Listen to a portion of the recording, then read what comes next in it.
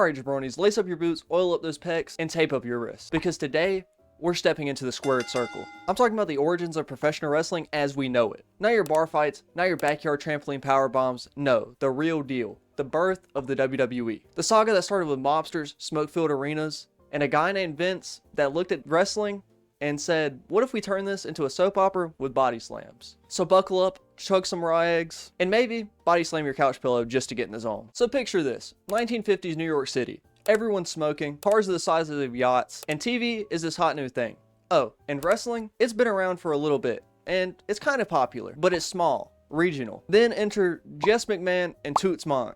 Yes, his name is actually Toots. These guys were the OG tag team of professional wrestling. They formed Capital Wrestling Corporation, the seed that would eventually mutate like some sort of anabolic Pikachu into the WWE. So here's the setup. Back then, wrestling was part sport, part show. Jess and Toots knew people wanted drama with their drop kicks, so they cooked up what was basically sports entertainment before it really had a name. And just like that, the Northeast Territory was entirely theirs. We fast forward a little bit, and Vince McMahon Sr. takes over. Capital Wrestling eventually morphs into the Worldwide Wrestling Federation, the WWWF. And let me tell you, the arenas were absolutely packed. Bruno Sammartino, dude was basically the Thanos of the 60s. He held the title for 8 straight years. Imagine trying to tell Bruno to drop the belt back then. He would just suplex you into another tax bracket. So yeah, what started as 2 guys with cigars and a dream was about to snowball into the biggest entertainment juggernaut in the world. Alright, enter Vince McMahon Jr., the one everybody knows. In 1982, he bought Capital Wrestling from his father. And now this wasn't your normal family business transition, like a pizza shop or a laundromat. No, because Vince was about to take the territory system that was around and absolutely demolish it. Because back then you still had your Southern wrestling, you still had your Midwestern meat slappers, and you still had your West Coast weirdos. And they all had their own little kingdoms. The gentleman's agreement was, don't step on my turf and I won't step on yours. But Vince, he looked at that map like a game of Risk, and he wanted to conquer everything. He started poaching stars from other promotions one by one, like it was Pokemon, and he had a Master Ball. But the Master Ball was a lot of money. He stacked stars you may know, like Hulk Hogan, Roddy Piper, Macho Man. Basically the entire cast of a Slim Jim commercial. And then he brought in MTV. Now this was absolutely genius. Wrestling meets pop culture. Cyndi Lauper was hanging out with Captain Lou Albano. Mr. T was doing tag matches. Hulk Hogan was obviously flexing so hard his mustache was about to pop off. And suddenly, wrestling wasn't just for your weird uncles in VFW halls. It was for everybody. It was on primetime TV. And then came WrestleMania 1 in 1985. The absolute gamble of a lifetime. Vince mortgages everything. If it fails, WWE dies. If it succeeds, they print money for basically forever. And spoiler alert, it obviously succeeded. And from there, wrestling absolutely exploded. Hulkamania ran wild. Saturday morning cartoons, action figures, they even had wrestling ice cream bars. By the mid-90s, wrestling was starting to look a little stale. Meanwhile, WCW over in Ted Turner land was like, hey Vince, you remember what you did with the old territory system? What if we do that straight back to you? And that's what he did. He started poaching the biggest stars. And Vince knew if WWE was gonna survive, they had to do something drastic. Enter the Attitude Era. This was wrestling for kids who wrote suck it in the margins of their notes. It was raunchy, violent, and about as subtle as a chair shot to the face. You had people like Stone Cold Steve Austin flipping the bird, drinking beer on live TV, and he also just absolutely stunned everybody in sight. He even stunned Vince a good bit. You had The Rock, who would ask always if you knew what he was cooking, and also call you candy ass. And many other things. And now he voices Maui for Disney. Is that not wild? And then obviously you had D-Generation X, Triple H, and Shawn Michaels. There were a few more. X-Pac. Trying to remember everybody. Billy Gunn. And they're the reasons that kids were writing suck it in their margins, by the way. And of course you obviously had The Undertaker. He was literally crucifying people also on live TV. This was a wild time to be a wrestling fan. I wasn't alive yet, but I went back and watched it whenever the WWE Network was a thing. That was a wild time. And the ratings through the roof. Monday nights became cultural events. You either watched Raw or Nitro, or if you were a true psycho, you just flipped channels every 5 minutes. Vince went from the announcer to the greatest heel boss in possibly wrestling history. The Austin McMahon feud wasn't just a wrestling feud. People literally would put themselves in Austin's shoes and replace McMahon with their boss in that feud. And let's not forget, this was the time of blood and guts. Chair shots to the head, tables breaking every week, and a Hell in a Cell match where Mick Foley fell over 20 feet. It might have been more than that. But yeah. It's absolutely insane. Let me just tell you, the OSHA violations were absolutely off the charts during this time. If OSHA was a thing, I don't know whenever OSHA started. Maybe I should do a history of OSHA. But it worked. WWE crushed the WCW. The Attitude Era became legendary. And Vince was officially rolling around in Scrooge McDuck levels of money. So the Attitude Era ends. WCW is dead. Vince has eaten his competition like a T-Rex at an all-you-can-eat buffet. And now, things start to feel a little bit awkward. The roster was stacked, sure. You had people like Brock Lesnar looking like he was genetically engineered in a lab using gorilla DNA and just pure creatine. You had Kurt Angle, Olympic gold medalist and part-time milkman. And you had Batista, who looked like he could bench press and Escalade. But the vibes were off. Fans wanted edgy chaos, but Vince wanted ruthless aggression. And who answered the call? A young, nervous, and kinda awkward John Cena. He comes out in bright trunks, screams ruthless aggression at Kurt Angle, and slaps him in the face. At first, Cena was just a generic wrestler, but then he evolved. He discovered thugonomics. Yes, Cena just became a rapper. But the stereotypical, nerdy white version of what you would imagine, a rapper to be like. Baggy shorts, backwards hat, chains around his neck like he just robbed a Hot Topic and a Kmart simultaneously. He spit bars in the ring and they were pretty bad, but they were also good, you know. But the fans ate it up like Thanksgiving dinner. Kids loved him, adults booed him, and McMahon saw dollar signs so big they could probably be seen from space. That's whenever Cena transformed into Super Cena. Kick out at 2? Always. Take 47 chair shots? Still standing. Fall off a ladder through 18 tables? And through a moose? He's fine, brother. He'll get right back up. But here's the kicker. Whether you loved him or you hated him, you reacted. Cena carried WWE on his jorts-covered back for a decade. Merchandise sales were through the roof. Kids were chanting "Let's go Cena" while 30-year-olds were chanting "Cena sucks." It was just the perfect storm. And Cena wasn't alone. This was also the era of Randy Orton, aka the man who just can't stop hearing voices. I really think he just needs to go, get medicine maybe. Maybe medicine is needed for him, you know? Then you have Edge, the ultimate opportunist, cashing in the first ever Money in the Bank. And of course you had Eddie Guerrero, Rey Mysterio, Chris Jericho. They all kept the mid-card spicy like Taco Bell fire sauce. I'm now realizing I should not have wrote that joke right next to the two of the biggest Mexican wrestlers to ever exist. That was a stupid idea. Oh, and we can't forget Vince McMahon literally wrestled God. Not figuratively. He actually booked a match with himself versus God. The Ruthless Aggression era gave us legends. It gave us Cena as the face, and proved that Vince was still absolutely insane behind the wheel. But just when Cena Mania was really at its peak, something else was brewing. A storm so big, so reality-bending, it blurred the lines of wrestling and real life. And that storm had one name. CM Punk. By the late 2000s, the Ruthless Aggression energy was running on fumes. Fans were tired of Super Cena winning every match like he had on Game Shark cheats. Pay-per-views felt predictable. The IWC, which by the way just means the internet wrestling community, they were just frothing at the mouth, which it didn't really exist at this time. I mean, it did. It's always existed, but not like it does now. The IWC now on Twitter is terrible. Oh my God, I could make an entire video about that, just ranting. Oh my God, it's all complaining, always. It's complaining about everything. Just be happy. Anyways, enter CM Punk. Punk wasn't your typical WWE superstar. Just tattoos and the constant vibe of a dude who works at a record store and tells you your music tastes suck. And then, it happened. The pipe bomb. Punk grabs the mic and just goes scorched earth on WWE. He trashes Cena, he buries The Rock, he roasts Vince, his family, and basically says, hey, this whole company is trash, and I'm gonna just take your belt and go home. And that's exactly what he did, live on pay-per-view, in his hometown of Chicago, at Money in the Bank. Shit was nuts. I actually watched this one. I was old enough to watch this one. I was alive during this. That was fucking sick. That was sick. Fans lost their collective minds. This wasn't just a promo. It was like therapy. It was every fan's frustrations finally spoken out loud. And the storyline, chef's kiss. Like I said, Punk won the title at Money in the Bank in 2011. In Chicago, his hometown, mind you. The crowd was going absolutely insane. They were screaming like they saw Jesus powerbomb Satan through a flaming table. It was absolutely nuts. He blows Vince a kiss, hops the barricade, and he just walks out with the belt like a criminal mastermind. And obviously, WWE being WWE, they botched it a bit later by bringing him back a little bit too fast.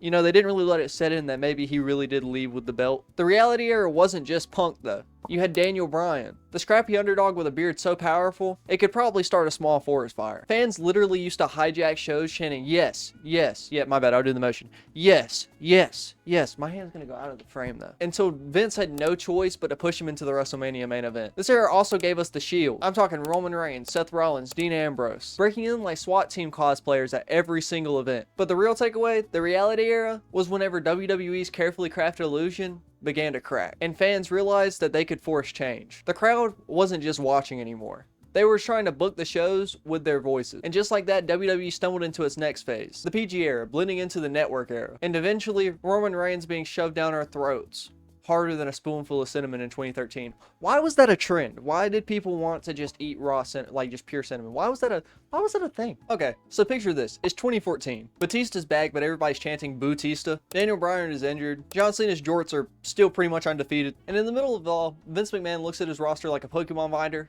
and just says, this big Samoan with perfect hair and kind of looks like Aquaman? Yeah, that guy's the one. Enter Roman Reigns. Also, for some reason, they made him wear blue contacts during this.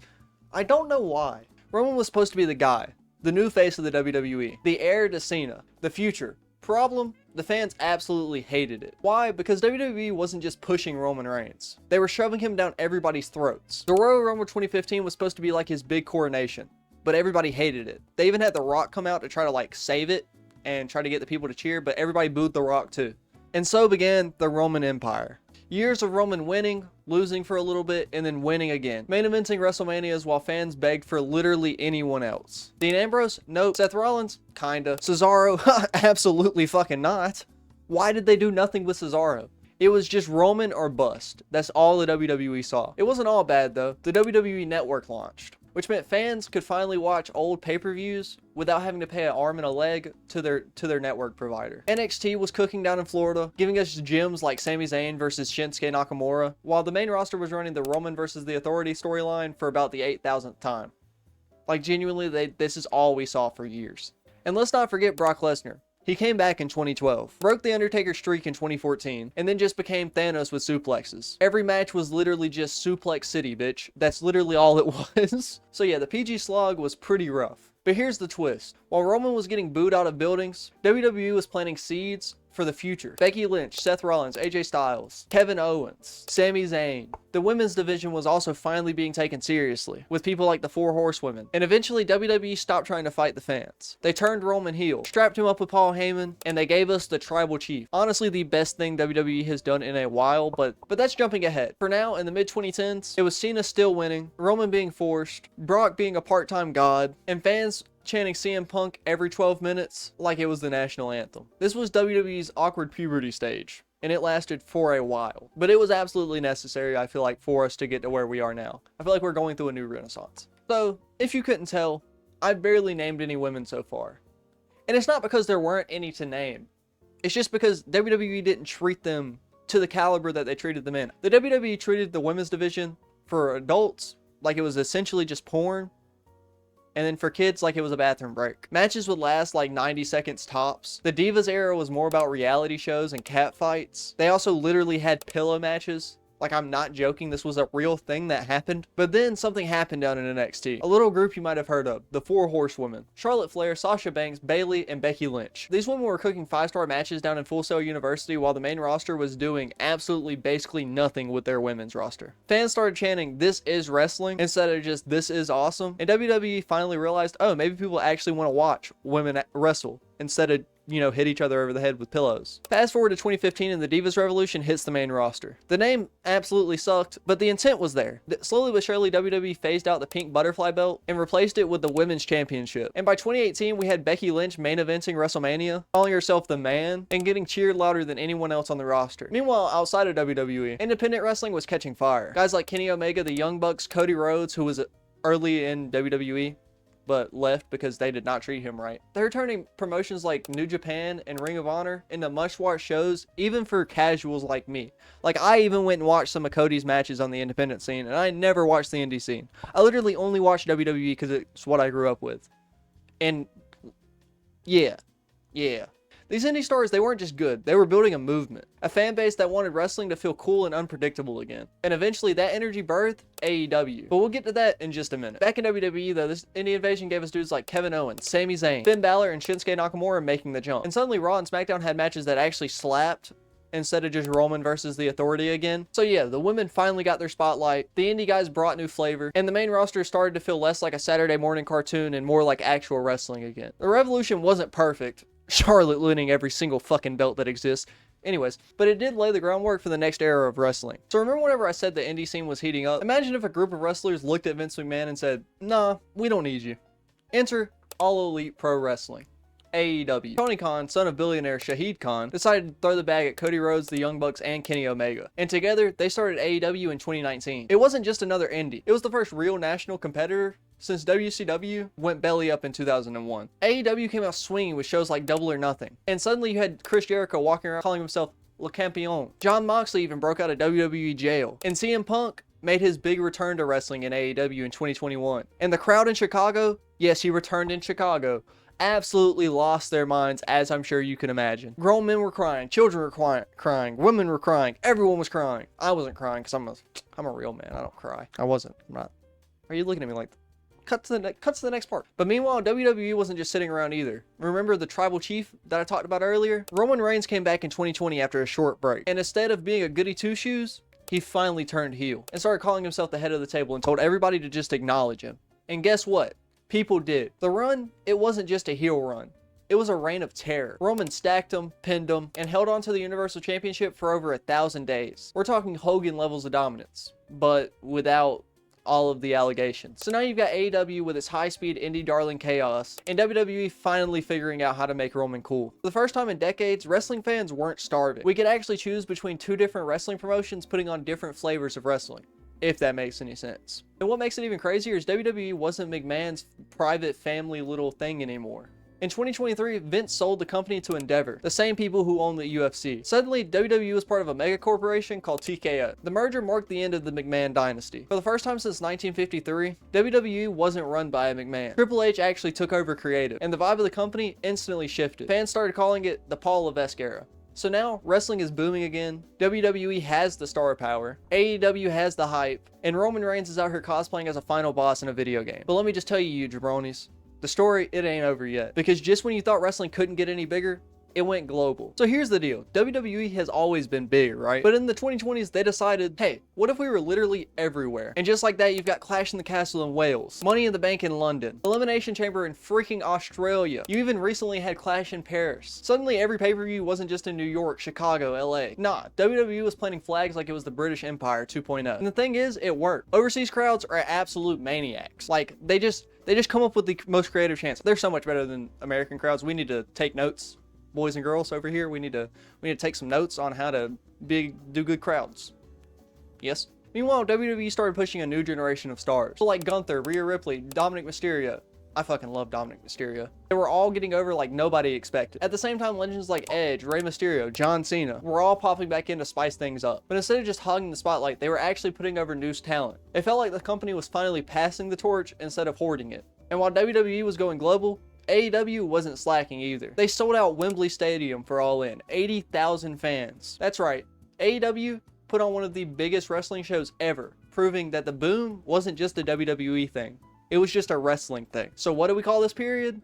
The Renaissance era. Because wrestling wasn't just surviving, it was thriving. Multiple companies, international shows, new stars rising, old stars wrapping up their stories. Wrestling finally felt like it mattered again. And let's be real, this wasn't just about wrestling matches. It was about moments. Cody Rhodes returning at WrestleMania and also eventually finishing his story. Sami Zayn breaking free from the bloodline. CM Punk showing up in AEW at Chicago, then in WWE in Chicago again, like a divorced dad hopping between households. And so yeah, that's the bizarre, incredible, wild, whatever you want to call it, history of the WWE, and kind of wrestling a little bit in there too, but mainly the WWE, because that's personally what I'm interested in. No offense if you like AEW. I don't think AEW is terrible. I don't think AEW is bad. I'm not one of the tribalists that you see on the internet that just talk trash about anything that's not exactly that's not the WWE or the company that I watch. If you enjoyed the video, make sure to like, comment, share, subscribe. You know the deal. Hit the notification bell to stay updated. If you have any ideas for videos that you want me to do in the future, just let me know. And yeah, peace.